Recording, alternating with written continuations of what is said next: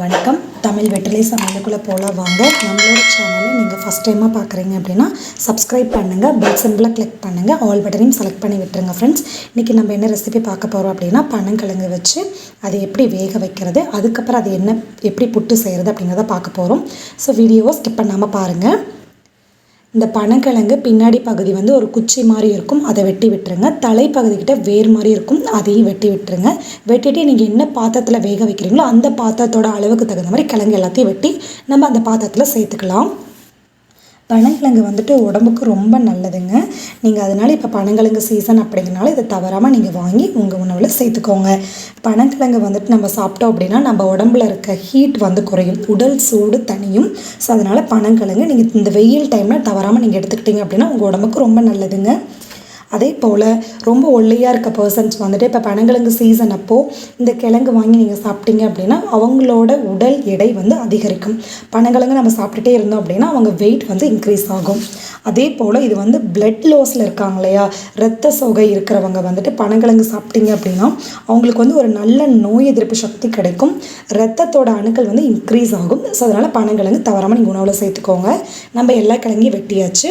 வெட்டி உள்ள ஒரு பாத்திரத்தில் சேர்த்ததுக்கப்புறமா தண்ணி சேர்த்துக்கோங்க.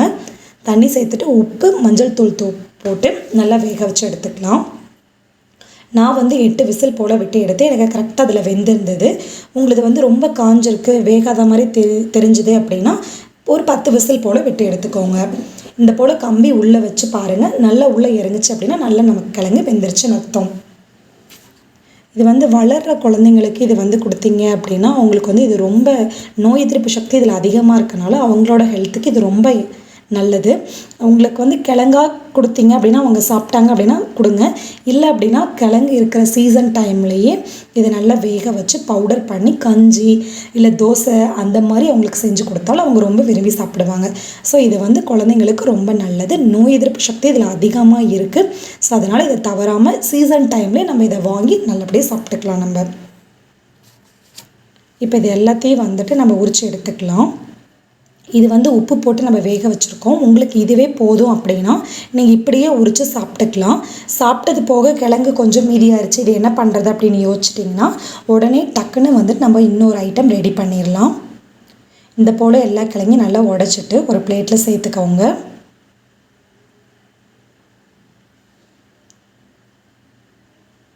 நடுவில் ஒரு குச்சி இருக்கும், அந்த குச்சியை எடுத்து விட்டுருங்க. அதை வந்து நம்மளால் சாப்பிட முடியாது. இந்த போல் எல்லா கிழங்கையும் நம்ம உடச்சிட்டு உள்ளே ஒரு பிளேட்டில் சேர்த்துனதுக்கப்புறமா இதை மிக்ஸி ஜாரில் மாற்றிட்டு நல்லா அரைச்சி எடுத்துக்க போகிறோம். கொஞ்சம் கொரகொரப்பாக அரைச்சி தான் எடுக்க வரும், ரொம்ப நைஸாக அரைச்சி எடுக்க வராது. தண்ணி சேர்த்தணும் அப்படின்னா தான் அந்த மாதிரி வரும், நம்ம தண்ணி சேர்க்கல, அதனால் இப்படி தான் வரும் நமக்கு. இதை வந்து ஒரு மிக்சிங் பவுலில் மாற்றிட்டு நான் நாட்டு சக்கரை சேர்த்துருக்கேன், 1 ஸ்பூன் அளவு ஏலக்காய் பவுடர் சேர்த்துருக்கேன். உங்களுக்கு விருப்பமாக நான் வெல்லம், உருண்டை வெல்லம் இருக்குது இல்லைங்களா, கட்டி வெல்லம் இருக்குது அப்படின்னா அதை உடச்சி தூள் பண்ணி சேர்த்துக்கலாம். இல்லை நாட்டு சக்கரை இல்லை, வெல்லம் இல்லை அப்படின்னு நினச்சிங்கன்னா வெள்ளை சக்கரை இருக்குது இல்லைங்களா, வெள்ளை சக்கரை சேர்த்துக்கோங்க உங்களோட இனிப்பு சுவைக்கு தகுந்த மாதிரி. வெள்ளை சக்கரை வந்துட்டு இதோட கலந்து சாப்பிட்டோம் அப்படின்னா ரொம்ப சூப்பராக இருக்கும். அதனால் எனக்கு அந்த பிடிக்கும் அப்படிங்கிறதுக்காக நான் வந்து உங்களுக்கு 2 ஸ்பூன் அளவு வெள்ளை சக்கரை இதில் சேர்த்துருக்கேன். ஃப்ளேவர் வந்து ரொம்ப நல்லாயிருக்கும். நம்ம கடிச்சு சாப்பிடையில வாயில் ஒரு மாதிரி கடிப்படையில் ரொம்ப சூப்பராக இருக்கும். கூட வந்து தேங்காய் துருவல் சேர்த்துக்கோங்க. அவ்வளோதான், நம்மளோட பனங்கிழங்கு வேக வச்சு சாப்பிட்றது பார்த்தாச்சு, புட்டும் பார்த்தாச்சு. ஸோ நம்ம வீடியோவில் 2 வீடியோ பார்த்தாச்சு. இந்த ரெசிபியை நீங்கள் கண்டிப்பாக வீட்டில் ட்ரை பண்ணி பாருங்கள். நம்மளோட சேனலுக்கு சப்ஸ்கிரைப் பண்ணுங்கள். தேங்க்யூ.